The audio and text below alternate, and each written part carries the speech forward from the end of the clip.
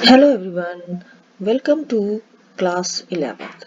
आपने आपने अपना 10th कंप्लीट करके क्लास 11th में एंट्री लिया है और क्लास 11th में आपने एक कंप्यूटर ऑप्ट किया है। That is a very interesting useful आप सब्जेक्ट, आपका बहुत ही इम्पोर्टेंट सब्जेक्ट है और आज आप देख रहे हैं कि बिना कंप्यूटर के आप कुछ नहीं कर सकते हैं। आपके क्लासेस भी अब कंप्यूटर पे ही चल रहे हैं।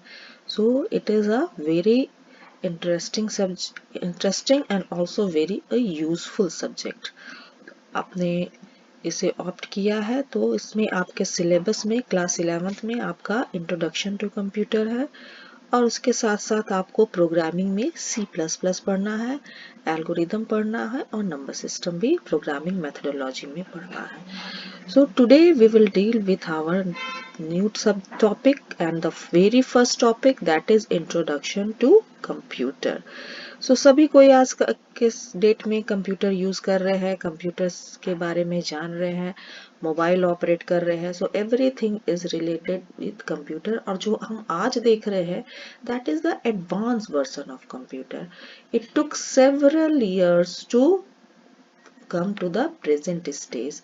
आज जिस स्टेज में आप कंप्यूटर को देख रहे हैं वो एक दिन का डेवलपमेंट नहीं है, उसको यहाँ तक पहुँचने में बहुत फेजेस से गुजरना पड़ा है।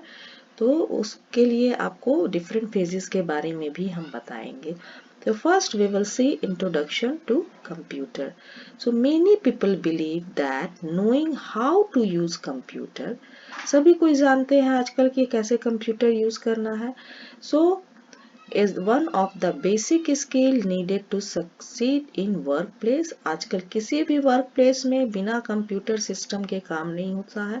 आपने लॉकडाउन में भी देखा कि सारा सिस्टम अब मेरा कंप्यूटराइज्ड हो चुका है।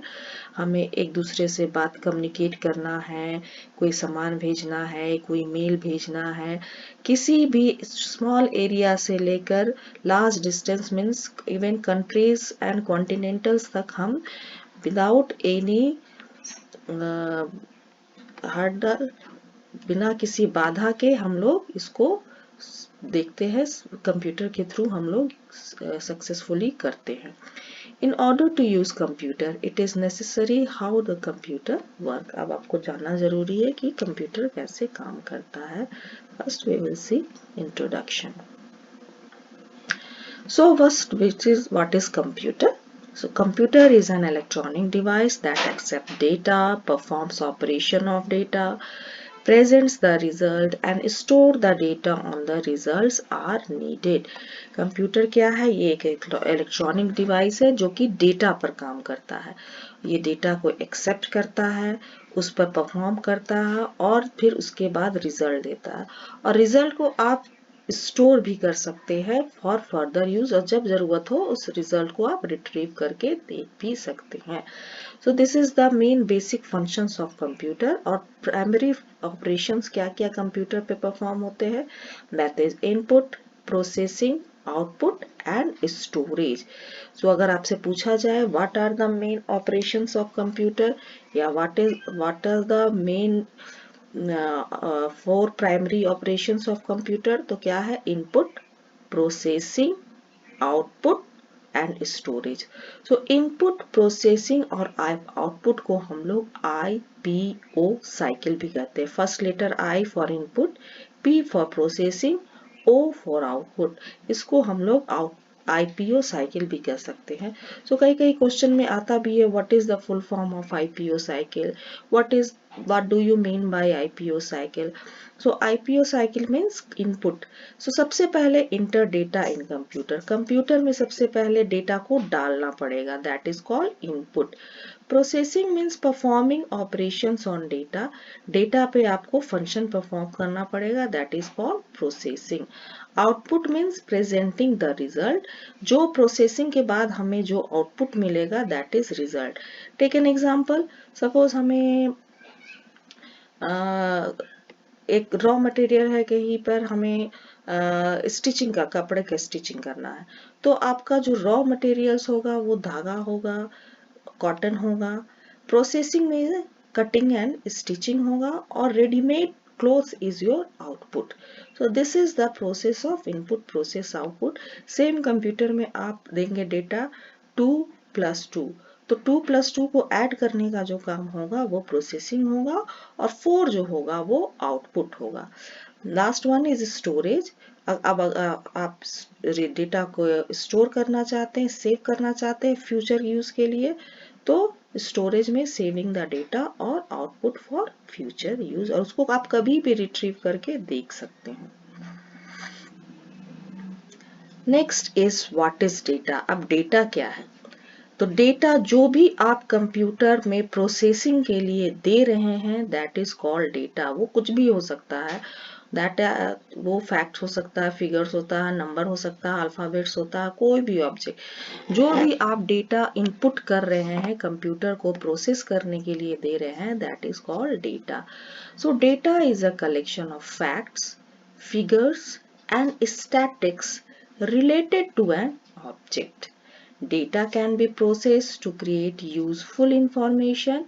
Data is valuable assets for an organization. तो आप डेटा देंगे कंप्यूटर को किस काम के लिए देंगे? उसे प्रोसेसिंग करने के लिए, और कंप्यूटर उसको प्रोसेस करके क्या करेगा? उसको मीनिंगफुल इंफॉर्मेशन में कन्वर्ट करेगा। जो आपको डेटा कंप्यूटर से आपको जो मिलता है processing, after processing data, meaningful processing करने के बाद जो आपको मिलता है meaningful data that is called information. और डेटा किसी भी ऑर्गेनाइजेशन के लिए इम्पोर्टेंट फैक्ट है।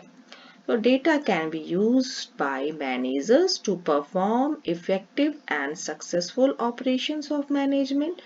It provides a view of past activities related to rise and fall of organization. It also enables the user to make better decisions for future. Data is very useful for generating reports, graphs and statistics.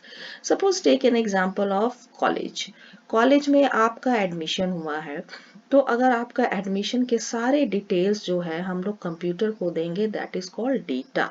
आपका roll number, registration number, your name, your address, your class 10th marks, your mobile number जिसके through अभी आप classes भी conduct होंगे, आपके online classes भी conduct होंगे। So these are the meaningful data. और कंप्यूटर को जब आप कॉलेज को दिए डेटा, तो उस डेटा को कलेक्ट करके कॉलेज ने कंप्यूटर सिस्टम में फीड किया, तो वो क्या हो गया? That is called data. और वहाँ एक आपका मीनिंगफुल फाइल बन गया जिसमें क्लास 11th के सारे स्टूडेंट का इंफॉर्मेशन स्टोर होगा, और जब भी आप जरूरत पड़ेगा आप उसको देखेंगे, उससे उसके यूज करेंगे। आपको किसी का इंफॉर्मेशन चाहिए यूज करेंगे, आपको मैसेज भेजना है, आपके सारे रिकॉर्ड जो हैं वो कंप्यूटर के अंदर स्टोर हो जाएंगे। तो student fill an admission form when they get admission in the college. The form consists of raw facts about the student. ये मैंने अभी बताया कि जो आप कॉलेज में एडमिशन लेते हैं, जो रॉ होता, जो आप इंफॉर्मेशन होता है वो आपका रॉ फैक्ट्स है। These raw facts are student name, father's name, address, etc. The purpose of college, the purpose of collecting this data to maintain the records, और वो फ्यूचर के लिए हम लोग यूज करेंगे। Now we will see what is information. और जब data हमारे पास आ जाता है उसको प्रोसेसिंग करते हैं, और प्रोसेसिंग के बाद जो हमें मिलता है that is called information. So the manipulated and processed form of data is called information. Processing के बाद जो मीनिंगफुल हमारे पास डेटा आएगा उसे हम लोग कहते हैं information. It is more meaningful than data. It is used for making decisions. Data is used as input for processing and information is used for output of this processing. So data हमारा processing के लिए input होता है और information हमारा output, जो information होता है उसको हम लोग एज अ आउटपुट यूज करते हैं। Example, data collected from census is used to generate different types of information. The government can use it to determine the literacy rate of the country. The government can use the information in important decision to improve literacy rate. तो census मतलब जनगणना, जनगणना के through जो information आता है उससे हम लोग बहुत सारा डेटा हमारा जनगणना से आया और वो उस डेटा से हमारा जो इंफॉर्मेशन आता है वो हम लोग डिफरेंट पर्पस के लिए यूज कर सकते हैं। या जैसे यहाँ पर बताया गया लिटरेसी रेट, अब कितने लोग लिटरेट हैं, कितने इलिटरेट हैं, कहाँ तक किसका एजुकेशन है, वो एक चार्ट, एक ग्राफ तैयार करने के लिए यूज होता है, जिससे गवर्नमेंट फर्दर एक्शन लेती है, उसको उस पर डिफरेंट प्रोग्राम्स को इम्प्लीमेंट करती है। Now we will see the characteristics of computer. Characteristics मतलब कंप्यूटर की क्या क्या विशेषताएं हैं। Nowadays computer is playing a main role in everyday's life. It has become the need of the people just like television, telephone and other electronic devices at home. It solves the human problems very quickly as well as accurately. The important characteristic of computers is given below. मतलब computer जैसे आप TV mobile use कर रहे हैं, same आप computer भी हर एक घर की जरूरत है, तो उसके कुछ विशेषताएं हैं। सबसे पहला विशेषता है speed. The computer is a very high speed electronic device. The operation of the data inside the computer are performed through electronic circuit according to given instruction. जैसा आप इंस्ट्रक्शन देंगे कंप्यूटर को वो वैसा ही परफॉर्म करेगा, but in a very high speed. The data and instruction flow along these circuits with high speed that is close to the speed of light. Computer can perform million of billion of operation data in one second. So computer जो है, आप calculator में भी अगर calculation का काम हम लोग कैलकुलेटर से भी करते थे, but it will take time, और स्पीड उसका कंप्यूटर के कंपैरिजन में बहुत स्लो होता था। तो computer can perform the calculation in the fractions of second, मतलब सेकेंड के भी हजारवें भाग के जितना वो कंप्यूटर का स्पीड होता है, जिसमें वो कैलकुलेशन करके आउटपुट देता है। So speed is a one of the major characteristic of computer. Next, automatic. The computers are automatic. It may execute the process without any intervention of user once they are assigned to work. Once the data or instruction are fetched from the secondary devices as optical discs, hard disk, etc., immediately they get stored in RAM and then subsequently get executed. ये automatic है, जो हमारा अभी हमने बताया आपको कि computer में स्टोरेज कैपेसिटी है। अब स्टोरेज कैपेसिटी का क्या मतलब है, आप डेटा स्टोर किए हैं तो उसको कभी ना कभी तो यूज करेंगे, तो वो डेटा आपका डिस्क में है, उससे उसको ला के यूज करने का जो काम होता है वो ऑटोमेटिकली हो जाता है। वो आपका डेटा से हम लोग इंस्ट्रक्शन देते हैं कि take the data from this disk, वो फ्रैक्शंस ऑफ सेकेंड में आपका स्टोरेज डिवाइसेस से डेटा को रैम में लाता है और उस पर फंक्शन करता है। Now storage. The computer has internal storage memory as well as secondary memory. तो कंप्यूटर के पास स्टोरेज है, जिस समय आप काम करते हैं वो काम होता है मेमोरी में और वो होता है रैम में, और जो डेटा स्टोर करते हैं वो होता है एक्सटर्नल मेमोरी में, दैट इज सेकेंडरी स्टोरेज। तो secondary storage a large amount of data और program can be store for future use. आप सेकेंडरी मेमोरी में जो भी हम लोग कहे स्टोरेज, वो कहाँ स्टोर होता है, वो स्टोर होता है सेकेंडरी स्टोरेज में। The store data and programs are available any time for processing.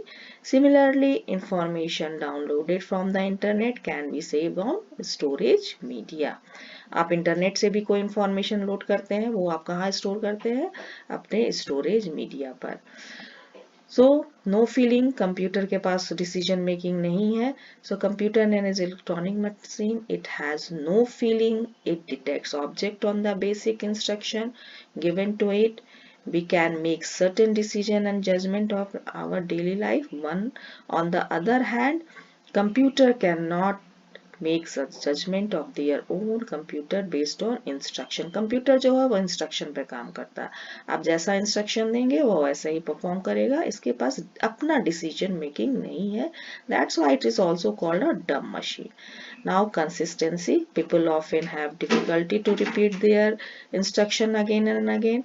From a lecturer feel difficulty to repeat the same lecture in the classroom, so computer can repeat the instruction or action consistently, means again and again without losing the concentration, means repetitive काम को computer कर सकता है बिना concentration lose किए। So that's all from today's video. Thank you. Bye bye.